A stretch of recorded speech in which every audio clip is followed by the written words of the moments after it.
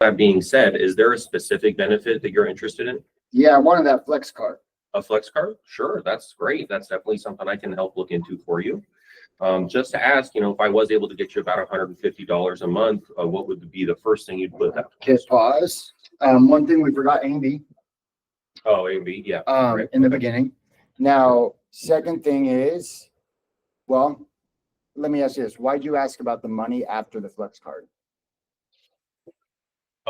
Just to get a good idea of like whether or not they would be better off with like a food oriented card or like a true flexible spending card. I'm not in here, but on like the other teams, they'll go, if you had an extra $200 to $300 a month, and they go, oh, I'd use it for this. And then they go, awesome. So we're here to help you get something I didn't want, something I didn't want, something I didn't want. Do you think they see this phone call as valuable anymore?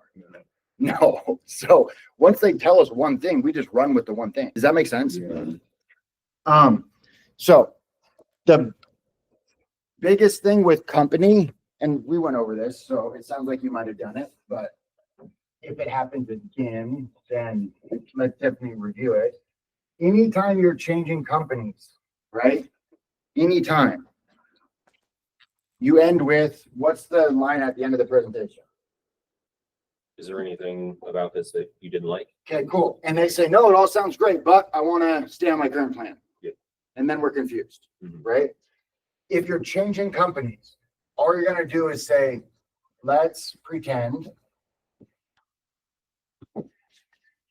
insert their company.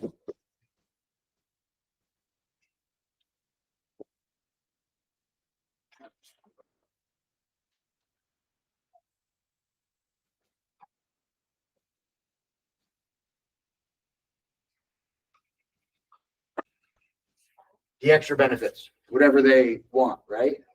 So let's pretend Humana was going to give you extra benefits.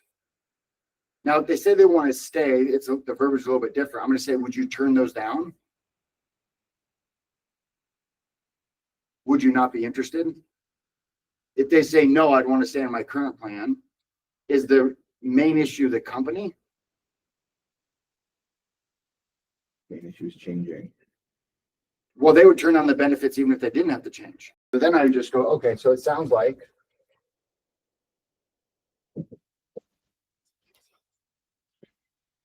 the issue is you actually don't think this plan fits your needs better. Or it sounds like you actually don't think this plan offers you more benefits. Does that make sense? Yeah. Because that's really what they're saying. Now, if, and this is what normally happens, if you found what they want, you've done a proper needs analysis, and then you align the new plan with their needs, and it's changing companies, and you go, well, let's pretend Humana was going to offer you this upgraded plan. Then would you want to take advantage of it? Yes, I've isolated. Got it.